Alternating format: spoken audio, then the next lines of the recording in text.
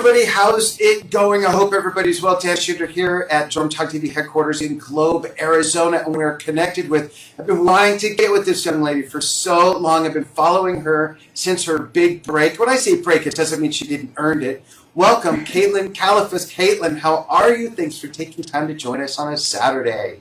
Thank you. I'm so excited to talk with you today. So, yeah. Thanks. I love the hair. I used to have hair that long, but I never had that color. It looks awesome. Thank you. This is all Cyndi Lauper's idea. And really? I've been rocking it. Yeah, I've been rocking it since the summer. I'm like, it's like the new me. I've always loved purple, so I was happy when she was like, she just came to me one day. We were, I think it was like our third show, my third show with her on this tour. And she came up to me and she just grabs my hair and she's like, I want to dye it purple. And I was like, let's do it. That's great. So it's over the course of the whole tour, we dyed it a couple times and experimented with different things. And I got to spruce up the color for my big show next week, but it's like so much fun to have. That's great. We're going to talk about the big show. We're going to talk about your journey, your story. But first, let's give everybody a taste of your drumming.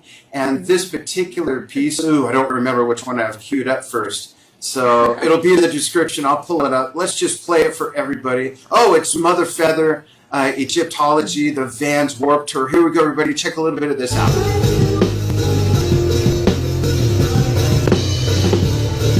Nice solid groove in there. The loose jump on them, hi-hat going.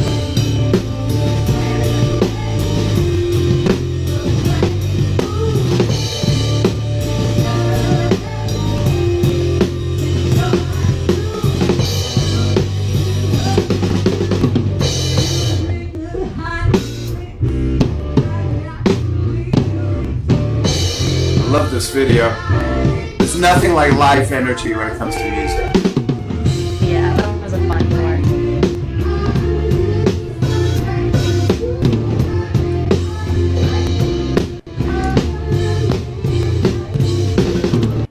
Very cool. So there's a taste of Caitlin playing live. We're going to play something else, one of her influences that she plays all the instruments on in just a little bit. But first, Caitlin, let's start way back when you first started playing drums. How did you start playing drums? Why the drums? Why not the saxophone or the tuba or the electric guitar or being an architect or a dentist? Or like, why the drums? How did it all begin? Yeah. Well, sometimes I do think, like, why not something with less pieces to tote around? But but I get some help here and there. Good. My dad is a musician. My whole family is pretty musical. But growing up and having the opportunity to go see my dad play at, the all ages places I could go to at the time, was such a cool thing for me. And sometimes he'd bring me to his rehearsals in the basement of his drummer's house. And I just felt like the drums were so hard hitting and it like moved my whole body. And I kind of like, did this every time I heard the kick drum and the snare. Right through you, yeah. It just completely, I was mesmerized by the drums. I was 7 at the time. So I started begging my dad. Me too. I was like, yeah? I started when I was 7, and I had an older cousin that played the drums, and I kind of had that same experience. The drums, I could feel the drums even though I wasn't the one playing them. That really got me. Yeah, I love that. I just, being able to like hit the skins. And someone once told me like hitting the skins of the drums, you're still like hitting the skins of everyone around you. Like everyone feels it. It was a really cool thing someone told me one time. But I was 7 years old and I started going to my dad's rehearsals and his shows and I fell in love with the drums. His drummer, Jimmy Januski, was like the coolest to me. He let me stand behind him at the gigs and he would talk to me and be like, check out this fill. Oh, wow. While he was playing, like he'd explain stuff. It was like the coolest thing. So I started begging my dad for a drum set. And he wasn't about to buy me a drum set when, every other day I wanted to be a professional skateboarder, a softball player, a karate. Like I was choosing all these drums was just in that mix, right? So it was hard for me to take you seriously. He goes, he's a guitar player mainly. So he was like, why don't you try guitar? And so I originally started on guitar, but really? I came off I like it. I write songs. I'm not like crazy good at guitar, but but they'll see in a moment that you can play. Oh, thank you. Yeah, definitely. And not just guitar either. Thank you. Yeah, but I got off the bus the last day of school, and I heard drums coming from the basement. And I went downstairs, and there was the sparkly red drum set from his classroom. He's a Wait, middle school music teacher. Yeah. I know this interview is not about me, and this is a horrible picture. The only surviving picture from 1968 or 70 Did of you learn on a sparkly red drum my set? first kit Yeah. was a red sparkly kit, and my big blue kit that you see in my vlogs on Drum Talk TV. This kit is mixed in with all that. Oh my God. Yeah, That's so cool. the really giant kit. I've got like half of that, and one or two of those drums are from this kit. Yeah. Wow. So that's cool. weird. Little half pieces of it. Yeah. I don't know. So you were but shocked to see that there was a shocked. sparkly red drum set in your basement. Yeah, I hadn't expected it, and I begged him so much for a drum set, but he took it home from the middle school classroom that he teaches in. Oh. Instead of letting it collect dust all summer, I played on it every day. And he taught me what he likes to call foot tap, hand tap, which is like a simple, Yeah. like a regular beat. Yeah. And apparently I picked it up right away. He grabs his guitar. He starts playing Kashmir by Led Zeppelin. Oh, wow. My mom is 3 feet away doing laundry in the basement. He turns around and is like, what? So That here is I am great. at this time, 8 years old, playing Led Zeppelin with my dad. And that's how it all began. That's great. And well, I'm guessing the answer is yes, but I never want to assume something. Did you eventually start learning how to read music, at least drumming music rhythmically first? Here and there, I played instruments throughout elementary school and middle school. In high school, I was doing Kicking Daisy stuff, my old band, so I wasn't even in school. But I did enter a kind of like a jazz school that I would go do my like core classes in high school because I was there for a year and a half. Mm-hmm. And then I would go to the school in New Haven in New Haven, Connecticut, and learn, how to read and stuff. But that is not like I am really not there with my reading. I have like basic level. I did just buy a violin last week to reteach myself how to read notes and rhythm. So I'm trying. I'm backtracking here, but That's okay. a lot of it for me up to this point has been like listening and looking, and I think for most people who are musicians, it's like any other language. I used to be fluent in Spanish. The less I've used it, the less I'm fluent. Music is the same way. I used to be able to sight read as quickly as I could read English, and I used to be able to write music as quickly as I can hear it.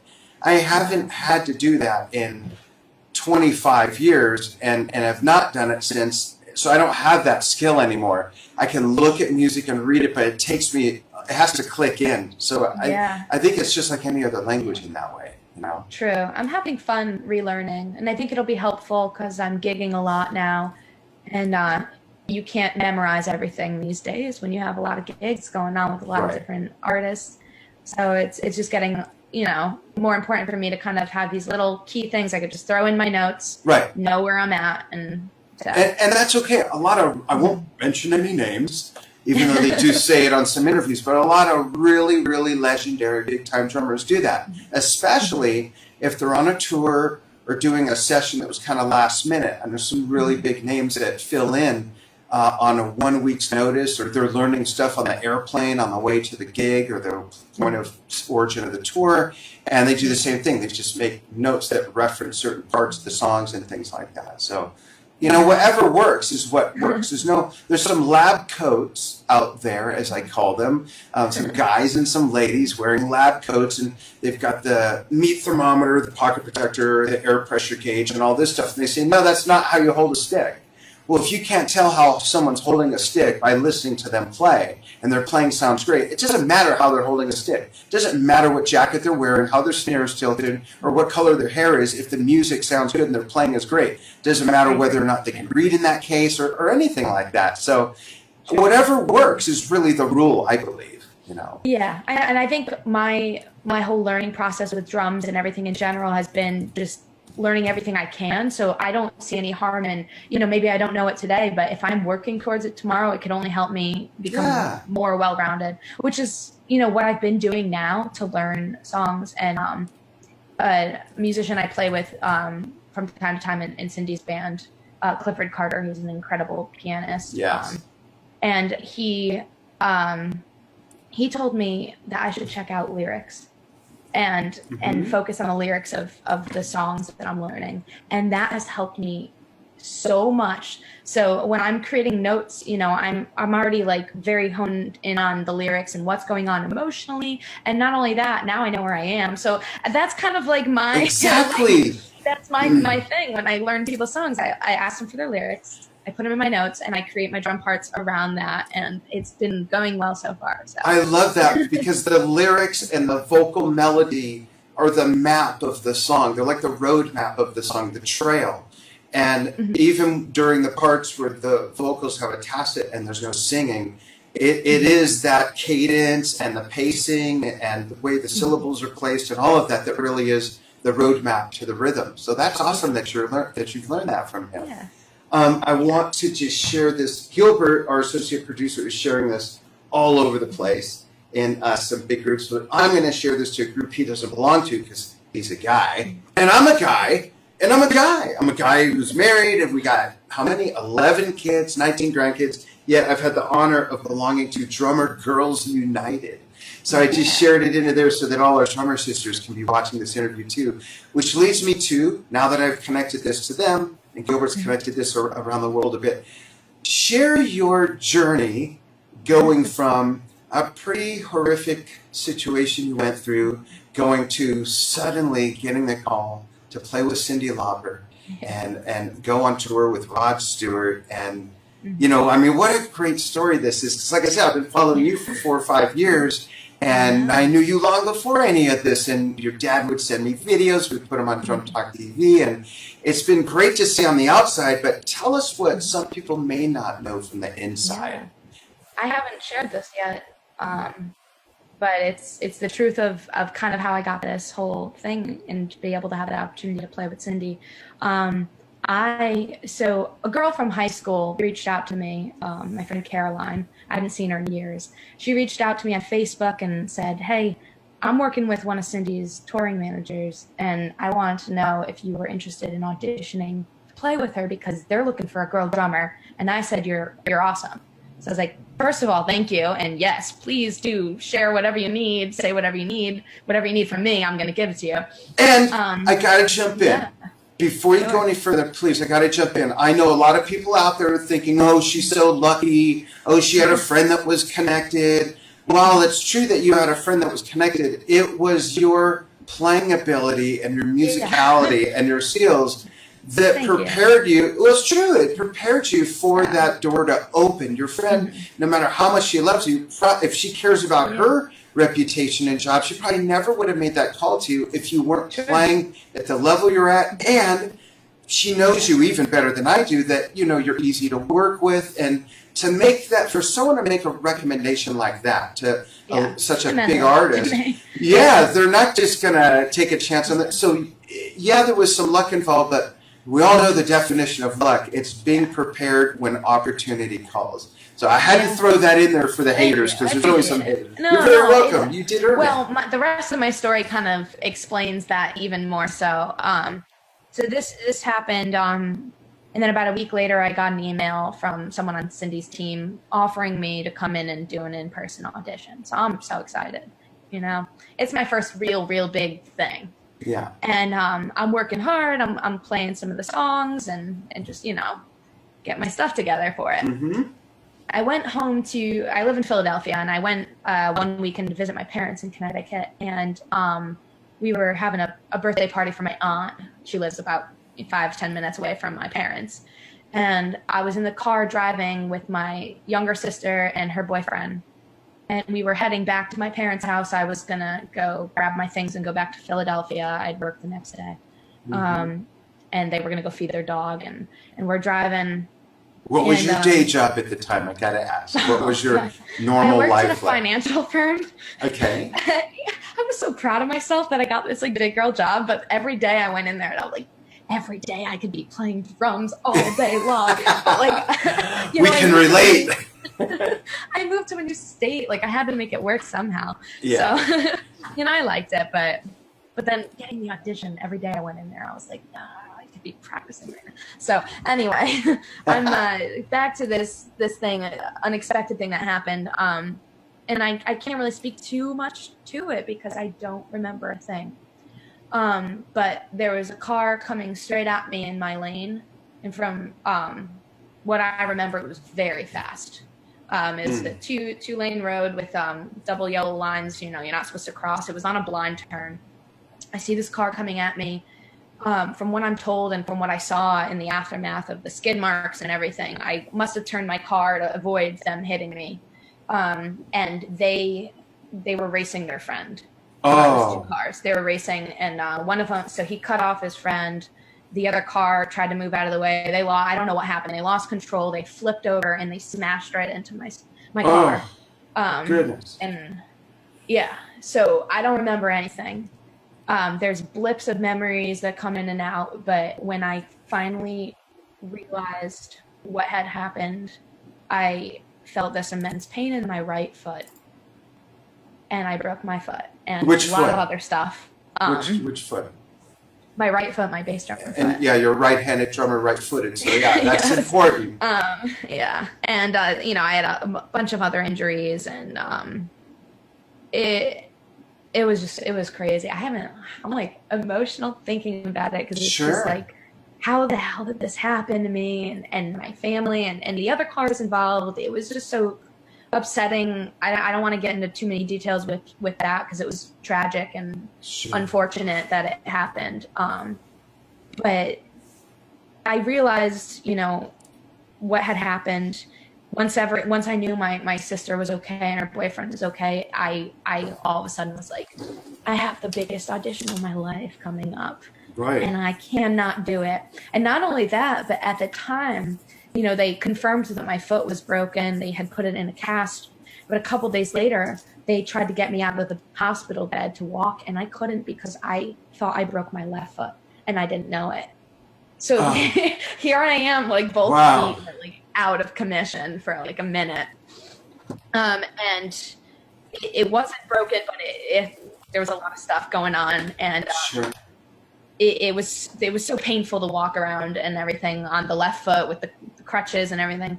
But when we got home from the hospital, I had to think hard, how am I going to relearn to play for this audition, because I am not going to go and pass this up.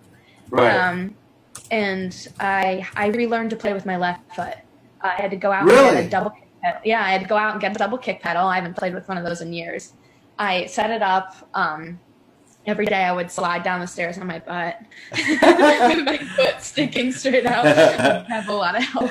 And then I tried to do it with my left foot. So it was so uncomfortable and awkward, and I couldn't do it. I was so frustrated. I couldn't do it the way that I wanted to. And I was so nervous that I was going to let everybody down, but like there was no way in hell I wasn't going to go to this audition. So the day comes around to do it. I had to have my dad bring me, which was like embarrassing because I'm 25. So I'm like trying to get this gig, and I don't have any friends that were gonna bring me. So like, he gets me inside, and I get in the room, and Cyndi walks up to me. The whole band's shocked. Everyone's jaws to the floor. Like, she has a cast on her right foot, and she can't carry her. I'm like holding the stuff with the crutches, and it was like just a crazy thing. And she comes up to me and she goes, "What happened?" And I had prepared for every possible outcome. And she basically was like, "Honey, you can't do this. You have a cast on your foot. I got a tour. You can't play." And I looked her square in the eyes and I said, "Cyndi, I am not here to waste your time." And she went, "Okay," and walked away. And then I played with the band for a couple minutes, and she came right back in. She goes, "Let's do Change of Heart." And I don't know if you've listened to that song, but it's got like open hi-hat. And it's that's the challenge. Yeah, in the beginning with the and it's got like all this stuff going on. I did it with the left foot, and the pedal was sliding, and everything was happening. The foot's in a cast like underneath my drum throne. I'm like just like sweating bullets. How far out is the start of the tour at the point of this audition? Oh, a couple weeks. Okay. a couple weeks. And they know this now, but like at the time, I had no guarantee I would ever be able to get my foot back to being able to play. That was the goal. I was like, I'll try to do physical therapy. I'll try to get it back. It was not back by the time the tour started. I've been in a lot of pain still to this day. It's swollen every day. I ice it after every show. I have my exercises. I wake up in the morning to go feed my cats, and I can't even like get down the stairs. I got to do like 1, 2, 1, 2. Yeah. It's just like I don't know if it'll ever be the same again, but I'm here and I'm thankful for that. But it's just, they gave me a big chance and I played, and they said it was my ability, my confidence, and the fact that if I could play that good with my left foot, they were excited to see what it would be like. And As a they right even footed joked, drummer. yeah, they joked like, oh, well, you play pretty good with the left foot, so if it doesn't come back, like, but they were hoping, and I promised them, I said, I'll be fine by the time it starts. And anyway, I left after the audition, and I was, gonna wait for a call, and I'm like not even out the door, like crouching, and my dad had tried to meet me there, and he goes, well, I just went inside. I'm like, get out of there. Don't say you're my dad. Like, that's embarrassing. Like, come meet me down. You could have easily said, this is my roadie. He's got 40 years of experience. That's why he's so old. Totally. He doesn't look like me. It's fine. It was funny because when he dropped me off, I was like, thanks, man. Like, give him they were So like, who funny. brought you? I'm like, my buddy Chris. Like, that's my dad. I mean, not my dad. That's not my dad. He goes inside. He says they're looking for me. He calls me. I'm like, I'm around the corner. I'm like hiding with my crutches, and I'm like, and I start going back to the place. Cyndi comes out, and she goes, hey, kid, you got the gig. Out of the floor. Like, it was really cool. Yeah. It was what special. a great story. Yeah, sorry, it was a long one. It's just like it's the moment okay. of it. The lesson in this story for everybody watching who's a musician or the parent of a musician is that it's not just about your skill to play. It's about your professionalism, and like you said, it's about the confidence. It's your mindset. It's really like any other business. Yeah. And it's important to know that.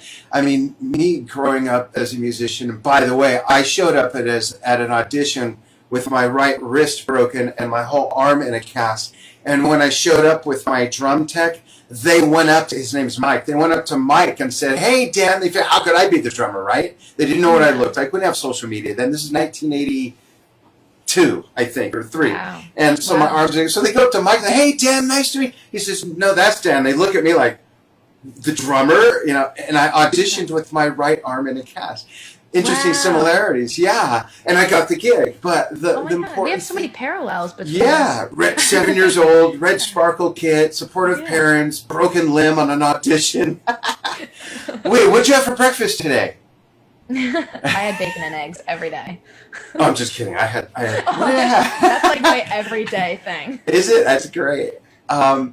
It's so important to understand that it's so much more than skill. A skill has to come first, or maybe it doesn't. But having great skills as a drummer, bass player, guitar player, singer, horn player, keyboard player, whatever, is very important. But if you're not reliable, if you're not responsive, if you're not dedicated, if people can't get along with you, you will not get the gig or keep the gig. That's just the way it is. I personally will not work with anybody or have anyone on my staff who isn't fun to be around, who I can't make a very good friend with.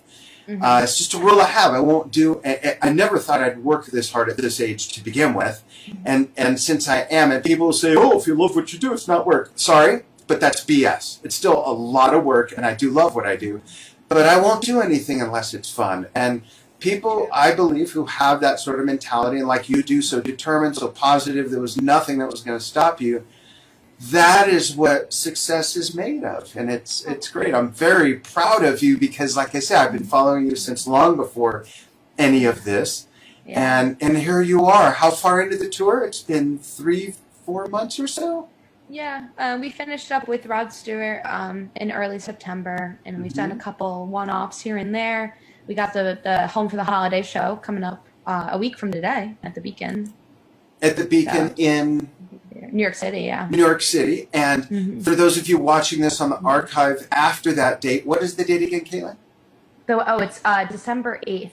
So if you're watching this after December 8th, I'm sure you can find it on YouTube or any of Cyndi or Caitlin's Facebook pages, at least clips of it. So look for that. I want to show the latecomers to the interview some of you are playing, and this is also for everybody who's been with us from the beginning. This shows Caitlin's true dedication to music, her musicality, and playing different instruments. This is her version of Billy Cobham's Stratus, and you'll notice that she's not playing to a track. Let's pop this in there, kids, and check this out. Here we go. It's going to start in just, here we go.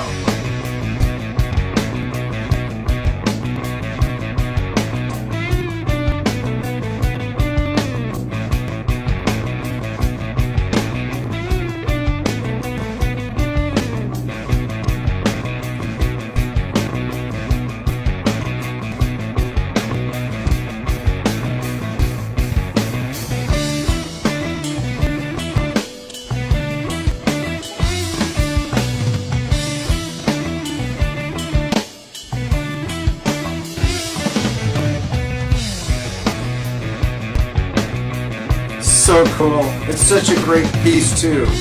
And your rendition is really nice. Just the whole solidness and the pace of it and everything. It's great. That's a fun one. That's one I could rock out a little bit and solo with. Yeah. I've seen Billy play this from an arm's length away several times because I worked with him for a couple of years. Not this past July, but the previous 2 Julys, I not only helped run his Art of the Rhythm section retreat, but also did a multi-camera shoot of the concert at the end of that, and did a documentary of each one. So I saw this be played quite a few times. Is he one of your influences, or was that just a song that kind of flew by you and you said, oh, I think I'm going to do something with that? Yeah, in one of my bands that I still play with my dad. I've been playing with my dad since I was 12. So, it's one that we just get together, my dad and my friend Sammy Blanchett, who's an incredible guitar player. Sammy, he's like big into the jam band stuff. So he will just say like, oh, let's book this gig. And we all live in different states. So we just come together. Nobody practices, together. And then he calls tunes. This is one that, someone brought to the table, and it was fun because I was able to hop on guitar for it sometimes. Sometimes That's at the cool. end, Sammy and I will switch after I rock out on drums. And it's just one that I like. I don't know. There's no strings attached to like any forms of anything with that band. It's called CK3. Awesome. And so we just kind of cover whatever we like and do it our own way, and yeah. That's great. So what happens after the holidays and everything? Is Cyndi going back out on tour? There's some talk about some weeks here and there with some stuff. Nothing confirmed yet that I can say. But I'm just looking forward to any opportunity with her. And yeah, it's been so much fun because I've been a fan of her music, since I was little. I know I was born like a little bit of time after, which is funny for me because we did this 80s show over the summer. It was like back to the 80s, or like something in the 80s in the park or something. I forget what the name of the show was, and it had all these different artists, Flock of Seagulls and whatnot. And how neat to play music from the era you were born in. Yeah, and I was born in 93. So, well, even before, yeah. That's there just crazy. You're 12, and I'm like, yeah, I know. That's great. I know that you and I both, in the conversation of your story, your journey, have talked about some things, that musicians should pay attention to. But what advice do you have for younger musicians that are around your age and even 5-10 years younger, as far as how to get there and how to stay happy getting there and not, feeling like they're compromising or maybe needing to make some compromises? I did that too, and it was the best move I ever made. But what advice do you have that they could learn from your journey? I think well, it's kind of have like two things. So there's Instagram and Facebook and YouTube and everything now, which I didn't have growing up, Right. which is why I resorted to learning everything I could. So listening to all types of music and all different drummers and different styles of drumming, and just kind of being influenced by everything.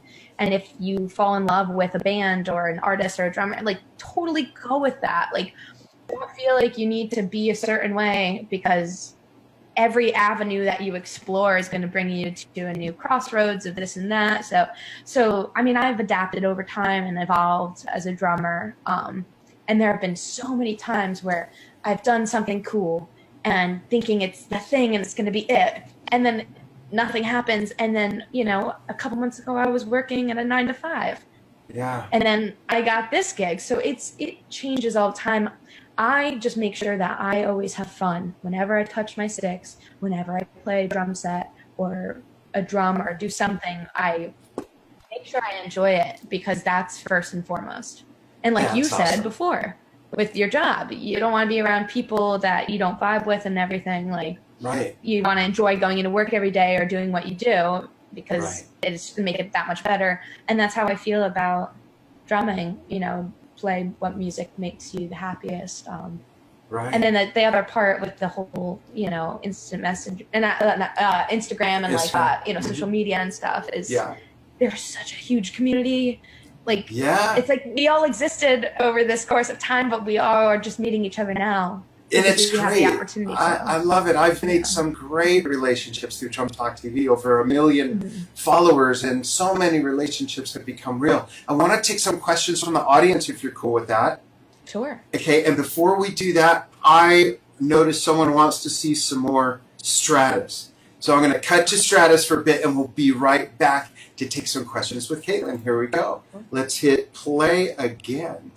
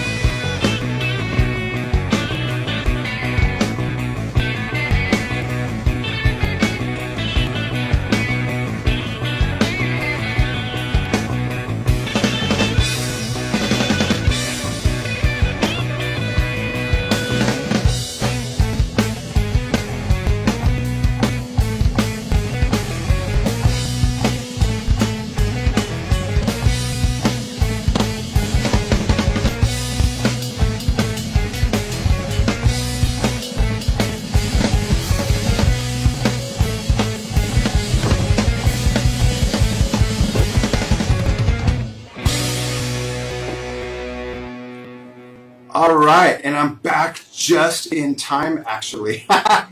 And another similarity, I had to step out of the office real quick to do something, and I was reminded we both love cats. I have a huge female Maine Coon who's 2.5 years old named Sage, and I'd bring her in with me, but then she climbs up, she just gets into everything.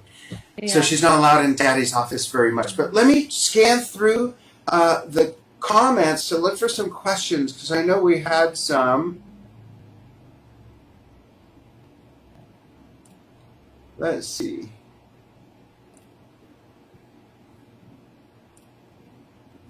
I'm just going to go all the way to the top. So bear with me, folks. Caitlin, maybe you can tell us who some of your biggest influences are while I look for some questions here.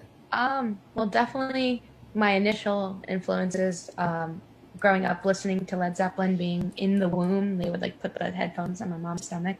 I love John Bonham. And then when I initially was getting into drums, my favorite band was Rush. Oh, wow, really? Like, yes, because I thought Neil Peart's drum set was so cool. I've heard of them. You've heard of them? I've seen them. I think I saw them 14 times, 16 or 14 times. I've seen them 3. The first time I saw them was long before your parents probably even thought of having kids. I don't know if they were even married yet. I saw them for the first time in 1978 on the Hemispheres tour.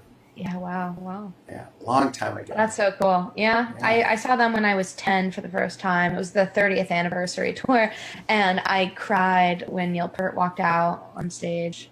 I don't know. I'm like, I just think as like an 8-year-old girl, it was so cool to see. Yeah. Maybe it was the fact that it was like he just was so big in what he did with the whole kid thing. It was really interesting to me to be like, I could go all the way and have a huge drum set like that if I want to.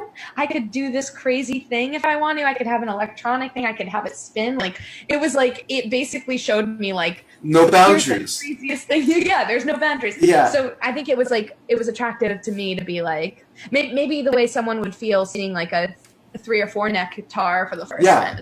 Exactly. I don't know. My first concert was Led Zeppelin, and I was 14 years old, and I'm 55, and I still go to concerts and say to myself, "Well, I can't believe that's them." They're right, not Led Zeppelin, but certain concerts I go to of bands, artists who have been around for decades. I go, "Wow, that's them." That music I hear even in the market now, or the elevator, which is crazy, but. Cool. So it's interesting, and I did see my first triple neck guitar that night because John Paul Jones played a triple neck acoustic guitar, mandolin, 12-string, and a 6-string. But it was like, even at 14, it was like, wow, those records and those songs I've been listening to so much and learning, and then there they are, the lights go on and there they are, and I wanted to be an oceanographer. I wanted to be like the next Jacques Cousteau, but then like 3 songs into the concert, I turned to my dad, and I had to tell him what I said later because we couldn't hear anything. But I pointed to the stage, and I said, "You mean you can do that for a job?" And that was it. I didn't want to be an oceanographer anymore. Oh, that's awesome. And I went on my first tour when I was 15. Wow, so well, my point is that the feeling you got when you saw Neil for the first time in person, when we attach ourselves to something that is the biggest influence of our livelihood and what means so much to us at the time, and then to see those people in person, it is a big deal. There's nothing corny about that.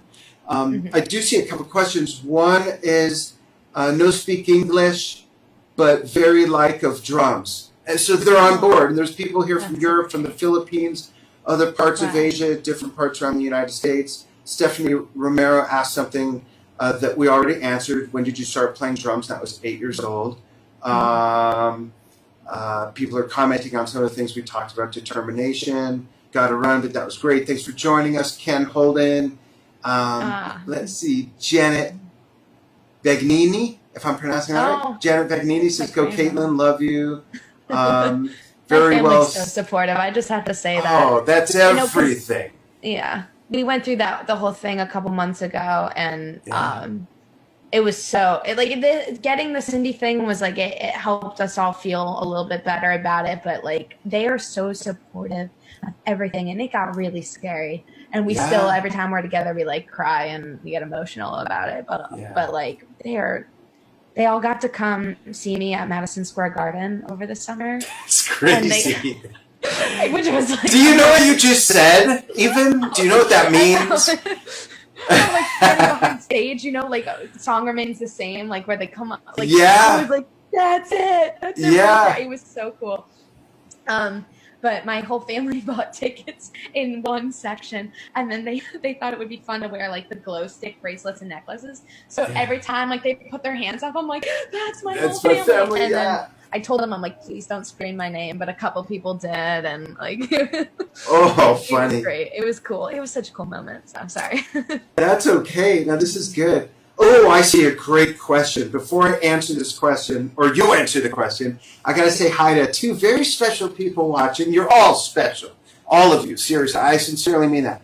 But one special person watching is Ingo Marte, a very good friend and one of the best drum techs in the business. Caitlin, if you need a drum tech, let me know, and I'll hook you up with Ingo. If he's available, he will take very good care of you. Okay. And one of my many, this is going to sound weird, one of my many wonderful ex-wives is watching, Maria Duran. Hi, Alicia. James Dillard, good friend. John Cruz wants to know any pre-gig rituals. Oh, wow. Okay. That's do you drink a beer, hit the bong, eat some vegetables? Just kidding. What do you do? Totally. No, just give you my rundown. We show up for the sound check, and you know, that's kind of when we all get together finally, and we're like feeling each other out. How does everyone feel today? On this tour, Rod Stewart had delicious catering. Ooh. And so I would attempt to eat it, but I get a little nervous before I go on. And it's not because I would, you know, there's a huge arena of people. It's because I want my boss, Cyndi Lauper, to be happy about, you know, my performance. So I think about, like, how can I be the best, you know, I can be. Gotta take care of yourself. Yeah, it's a very cool thing. I mean, it's not like crazy nerves where I'm like, you know, we have so much fun on stage. As soon as I see her look at me and she goes, "Hit it, kid," and then I start the show, and like it's fun. Like it's so sure. I don't know, but before I go on, I've been in bands where we like to scream and like pump each other up, and in this one, we all stand by, you know, right before we're like getting on stage, and I warm up, but like I do little stretches and stuff.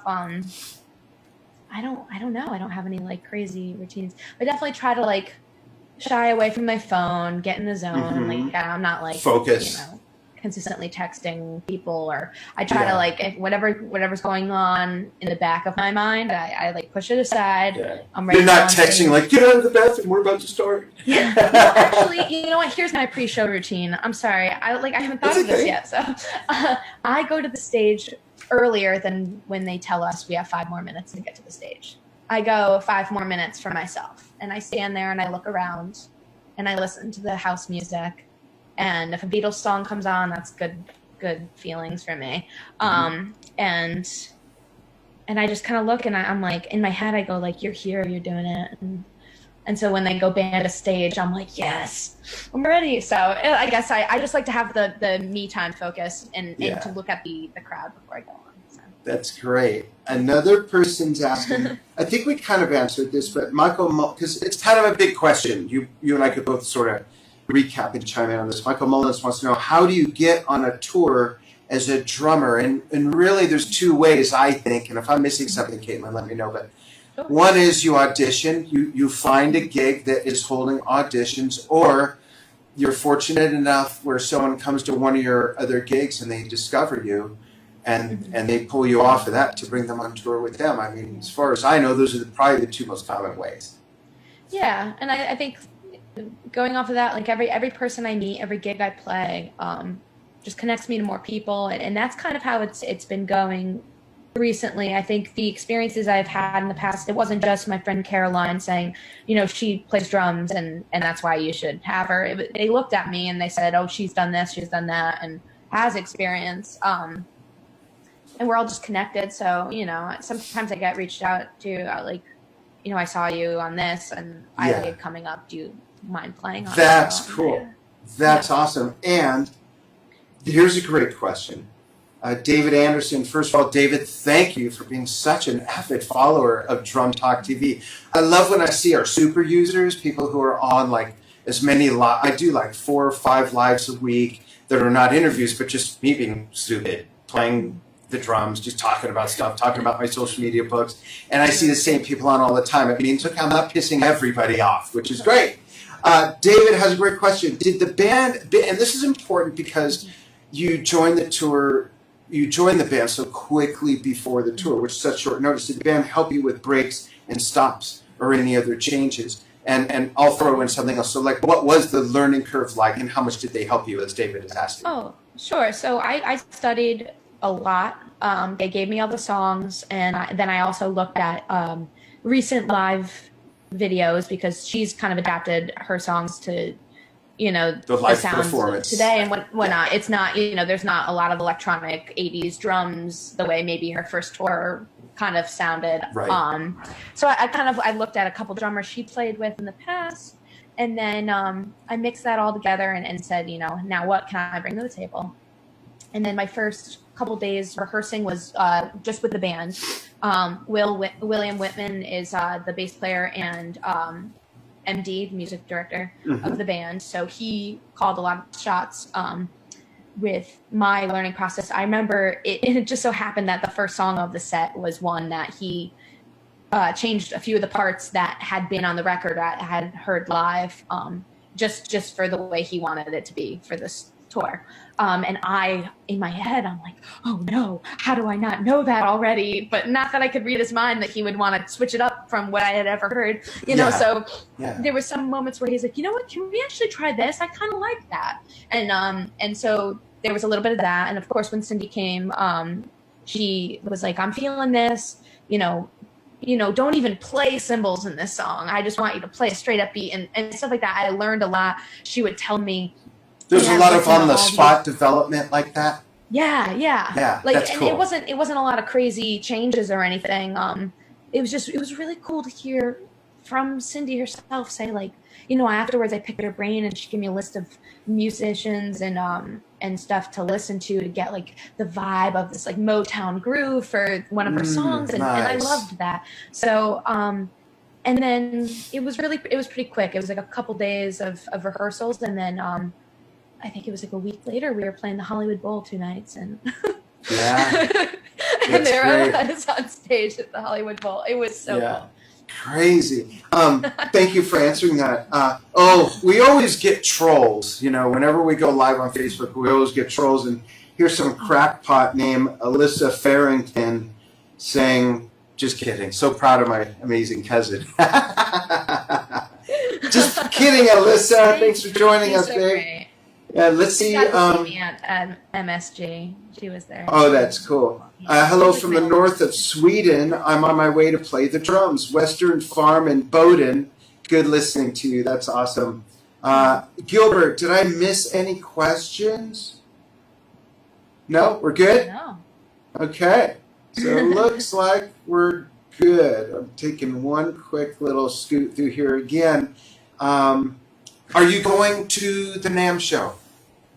I want to, but there's a benefit concert that we're doing smack dab in the middle of that, and I was going to. And is it far away? It's not in SoCal? It's in Connecticut. So oh, darn. If it was at the first day or the last day, I would totally still go, but it's on the 26th. Okay. I wanted to we have our own booth at the NAMM show, Drum Talk TV. And for those of you going, it's booth 6732. We're going to be doing a lot of very special things. I wanted to have you as a guest, of course, finally, after 5 years or whatever, meet you in person. Oh, but God, I would love that. Yeah. I'm 100 miles from Phoenix, 120 miles from Tucson. If you ever come anywhere near those areas, let me know. We'll get together in person. If you're coming out this way and have some extra time, you can come up to my place and we'll play drums together and do the interview in the studio, which would be fun. Cool.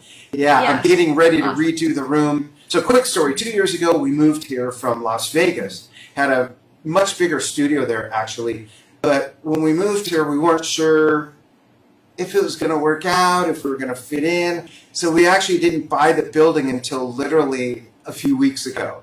And I held off remodeling the studio and didn't set everything up. So now we know we're staying, and I'm redoing aspects of the studio, and I got 2 other drum kits to set up, an electronic kit and a jazz kit that's being built right now, plus I got my big blue kit. Yeah. Can I ask you a question? Yeah, of course. We have time. Absolutely. How do you feel about like an electronic kit and practicing? Because in my situation now, I was fortunate for the first year, which is we're coming up on a year now of living here in Philly with a house, and they're all connected. There was no one on either side of my house. It was 2 empty houses. They have finished remodeling, and now people are moved in. So I can't make actual drum noise anymore. Yeah. I went out after the tour. I bought myself a TD. I don't remember 17 or some a nice one. A rolling kit. It a lot. Yeah, those are nice. Yeah, and I practice on it all the time. I mean, I can't. My sister lives a couple blocks and she can make noise. So I'll go do laundry at her place and practice on a rail kit. But that's great. How do you feel about, rehearsing or practicing or playing on it? I'm someone who has embraced electronic drums for a very long time. In 1983, I think in 1983, I bought what's called a Simmons SD5 kit. All right. The first electronic drums that Neil Peart had. They're the hexagon shape and they're flat. They got hard surfaces. Yeah, exactly. And I actually mixed those in with my really big drum kit back then. Never played them alone. Kit. Yeah. It was Did a it hybrid spin? kit. It didn't. It didn't, but I did. Rotated, if I rotated half a turn, my right foot was on the hi-hat and my left foot was on the bass drum, and I had my Simmons snare and the three Simmons toms going to the left over my timpani drums tuned backwards. So it was a left-handed kit if I turned that way. Wow. Or I could play on my big acoustic kit and just have those as extra implements. But nowadays I have a Roland, I can't remember the name of it. Sorry. There's Roland. so many like. Yeah, well, mine's a single drum that was made for marching, actually. And it also gets really killer other percussion sound effects. And I have an Alesis DMX10, I believe is the model. It's a 6-piece, has 4 cymbals. The rims are triggers as well. And what I love about that kit is that I can get all kinds of crazy world percussion sounds from Asia, all over Africa, North Africa, which is the Middle East. It is just, I love this kit. And I've recently thought of how can I mix that in with my current kit with the stands I'm not sure yet. But my point is I love not only hybrid kits, I do love all electronic kits. And the thing to keep in mind when you practice on an electronic kit is this, especially if it's a mesh head kit, like mine is, and a lot of the Roland kits are. When you play on a mesh head kit, it's so easy to get bounce out of it that is different from playing on a real acoustic kit where you can't get as much bounce. And this is why I love to quote something Ray Luzier, the drummer for Korn, said in an interview a few years ago with us. He said, you should be able to do doubles and paradiddles on a curtain so that it's really not about the bounce. It's really not about the stick response. It's about this. So that way you're not fooled by playing for 4 months on your acoustic kit where you've got all this one type of stick response and then you sit at your acoustic kit and it's like, ugh, I can't do the same stuff because you got to train your hands to be able to take that. That's my take on it. I love electronic drums. I think they're wonderful. And there's, here's what's funny to me. 2 things. People who hate on electronic drums and percussion, number one, they have a lot of favorite artists and records that are being recorded with samples and electronic drums that they don't even realize that their heroes are using them. That's number one. Number I did 2, that a couple years ago. Yeah. There you go. Yeah. And why? And this, I'm sending this out to the audience too. It's not just a rhetorical question for Caitlin. It's an answer I'd like to see in the comments. Why is it that people who love electric guitar and electric piano and electric bass, why do those same people hate electronic drums? Does that make any sense whatsoever? For some reason, a lot of drummers and maybe even other musicians and music fans think that there's something about the electronic drum thing that takes away from the human drummer. And we're not even in the discussion of drum machines and sequencers yet. We'll get there. But there's something I think about electronic drums that, they're not real. They're just as real as a drum as an electric guitar. Now, someone could argue that an electric guitar still has strings and it vibrates and it's a magnetic device that picks up the sound and amplifies it. But with drums, you're still hitting a surface and it's making a sound.